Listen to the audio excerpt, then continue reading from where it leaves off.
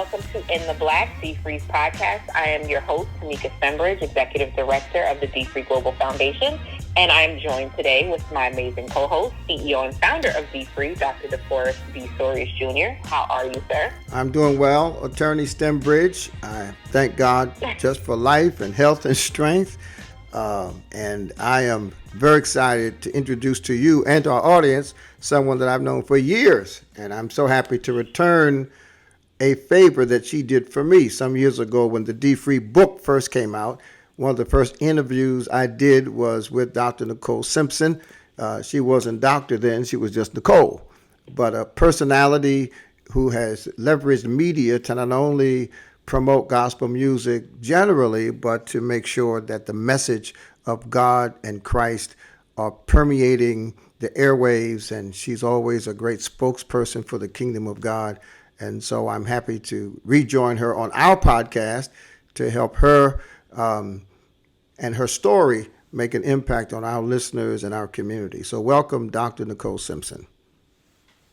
Thank you so much, Dr. Soaries and Attorney Stembridge. It is certainly a pleasure and a privilege to be here with you on today, especially talking about something so necessary, dealing with trauma in the 21st century and our economics. So we certainly I am appreciative of the opportunity.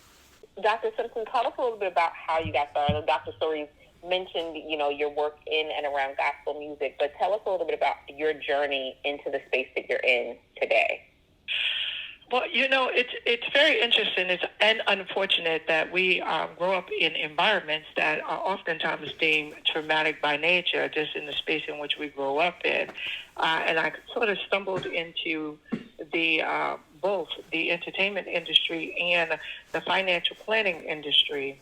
And my secondary experience with trauma was actually my experience of September 11th, 2001, when I worked on the 73rd floor of Two World Trade Center, and I found myself having to evacuate the building.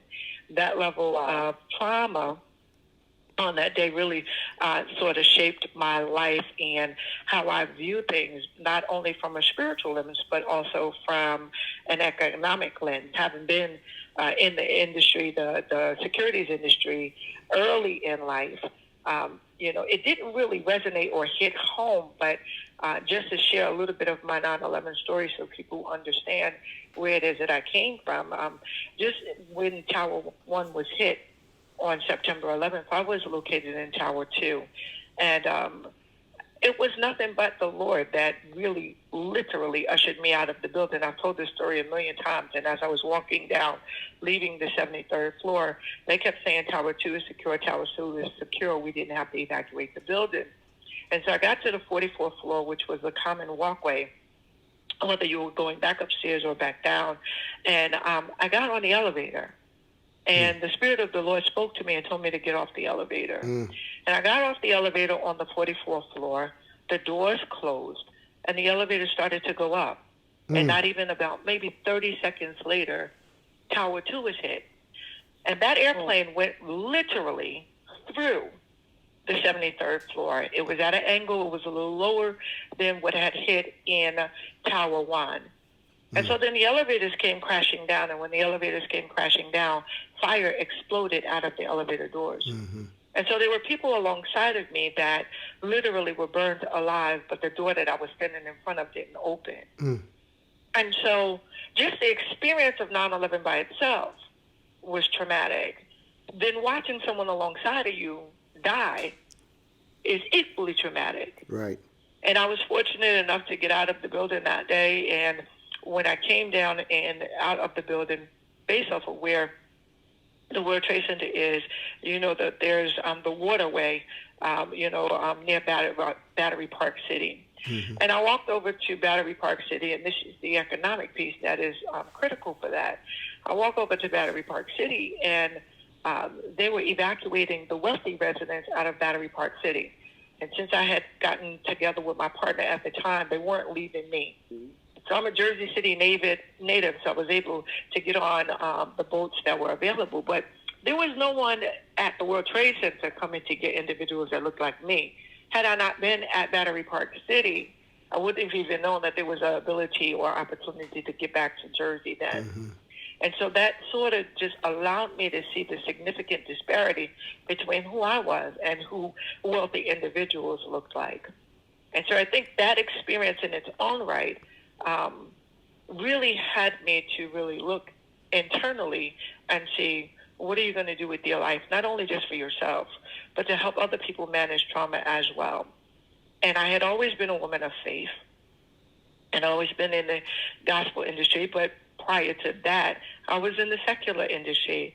And when I got called to ministry, I said, I need to do everything all in for the Lord. And that's actually how I transitioned into gospel music, which was just emerging in a major way at that time, where they were doing media on the level in which I was afforded the opportunity to do it. Wow. You talk about the intersection of faith, of economics, of finance, and trauma, and you really sat right in the middle of it. Wow. So what does that look like for you today? Like, tell us a little bit about some of the work that you're doing. How does that show up or continue to show up in your life, and how have you been able to kind of play that out career-wise?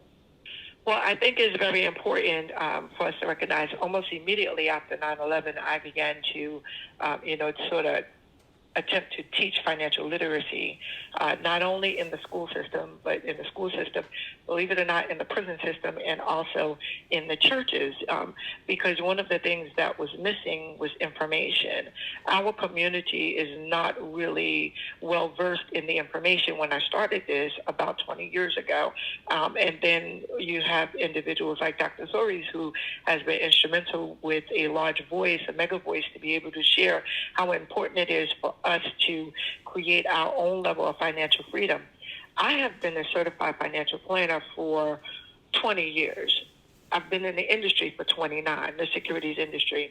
And it was unfortunate, but it wasn't until my first book had been released and I became a minister that I would get response back from organizations or churches that I would call. And so the teachings needed to start from the basics of what is finances, who to trust in this particular area. And so I always thought it was very important to be able to educate. And so I continue to write books. I share that information on the radio. I talk about what the African-American culture and community needs to do. Because here's the truth of the matter. When America catches a cold, we get pneumonia and we die. And so we saw it after 9/11. So when the economy began to recover, African-Americans weren't able to recover on the same level or on par. And then we saw it again in September. We saw it again in 2007, 2008, where the recession, the global recession, occurred in November, where it started 2007 and went into 2008, where we lost all of the assets that we could have built up. Many African Americans that have had homes for decades lost their primary assets in terms of home ownership, lost all of their wealth, lost their income, and we could never get back to the place that we've crawled out of the hole in economically.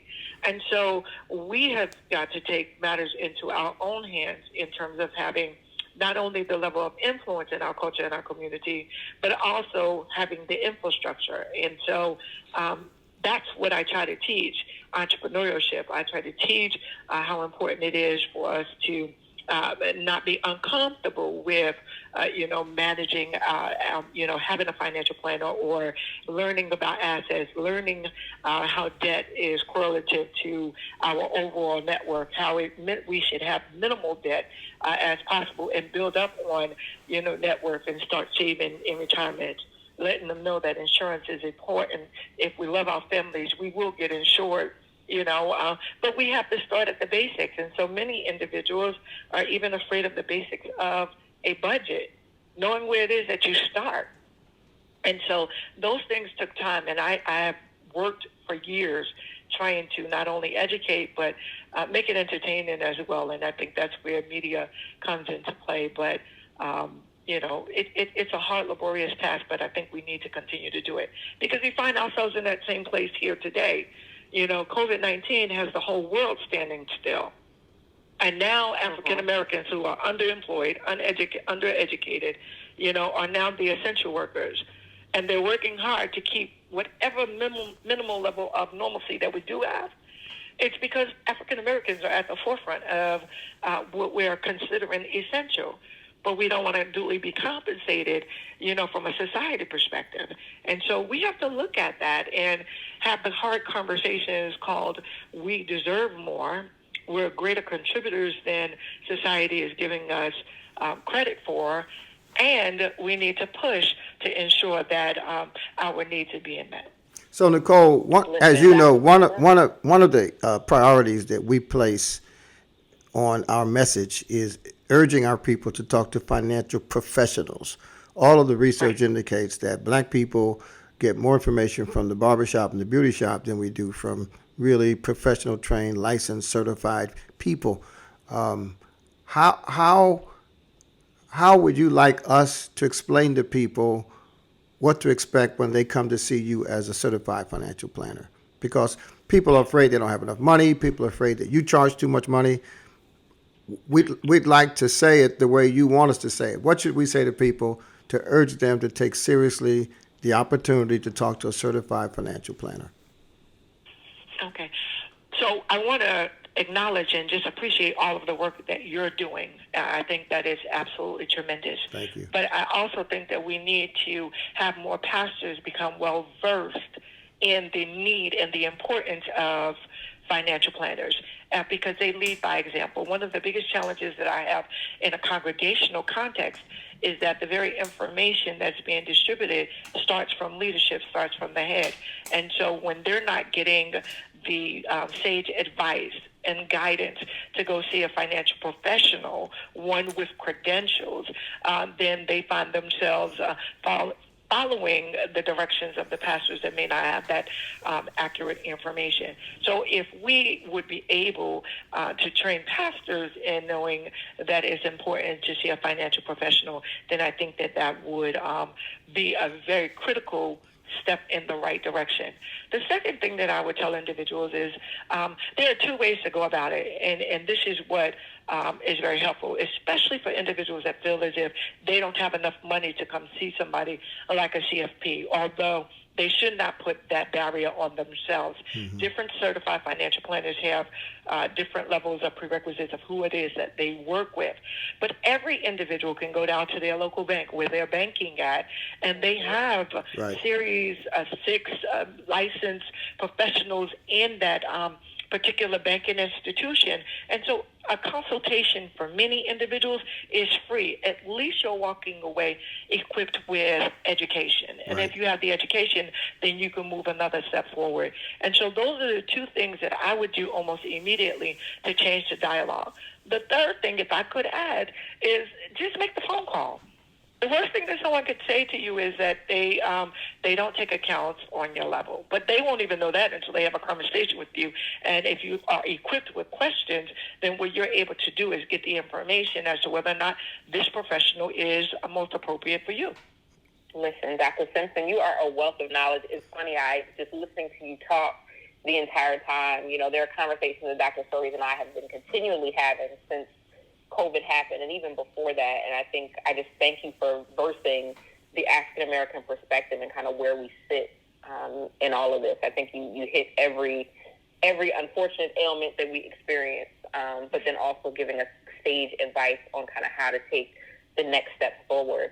How do people connect with you, learn with you, get access to the resources, and mention the book that you have out there to kind of stay connected to the work that you're doing?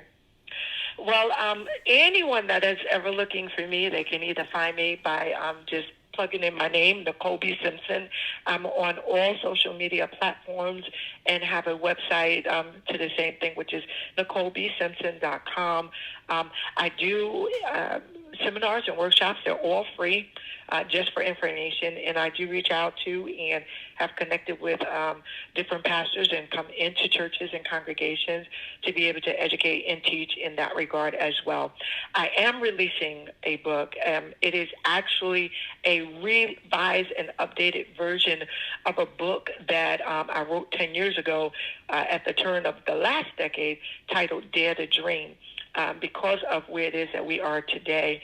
It is very difficult to dream when you have such tumultuous times like now. In the midst of trauma, in the midst of crises, it's difficult for people to see themselves on the other side. Mm-hmm. And so I wrote that particular book at a very trying time in my life, and what a difference a decade makes. And if we stop planning from year to year or month to month or week to week, we'll find that we can accomplish a lot as a collective community, as a culture, if we look a little further out and gave ourselves permission to have at least 1 or 2 bad years in an entire 10-year period of time. And I end on this note of how important that is. When I entered into 2000, the year of 2010, I didn't even have my bachelor's degree. I completed my bachelor's degree in 2013. I completed my master's of divinity in 2016. I completed my doctoral studies in December of 2019. Now, if I would have looked at 2015 when my mother passed away and I was dealing with that trauma, I would have never seen myself at the finish line of 2019. We need to take that approach in every area of our lives, because once we deal with the initial issue, then we figure out financially how does this impact us. Everything always begins and ends with our financial position on how we navigate through the corridors of life. You are exactly right, Doc. You are the embodiment of my newest book, which is called Say Yes When Life Says No. You have had in your personal experience a series of incidents where life literally said no.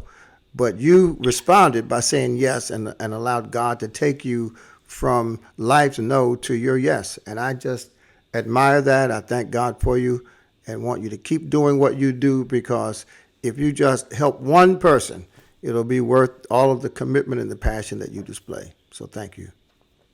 And if I can, I just want to say thank you for this opportunity to share the information. And anyone that is looking for any guidance or direction, or at least a conversation, they can reach me on my website or just by my name, Nicole B. Simpson. Yeah. Dr. Simpson, thank you so much for joining us. This has been In the Black, dfree's podcast. You have Dr. Soaries and Tamika Stembridge signing off. Thank you. God bless. Take care. Thank you.